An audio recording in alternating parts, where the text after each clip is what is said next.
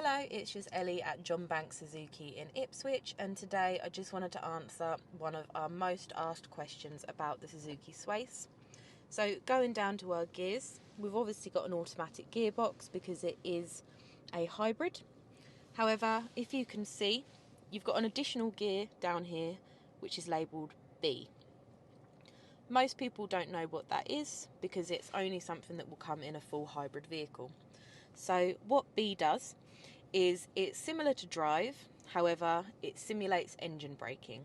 So you want to use it whenever you're going down a steep hill, anything like that, just to hold the car back so the car doesn't go away with itself. It's kind of like changing down a gear in a manual. So it will just slow the car down. It will also help to recharge the battery.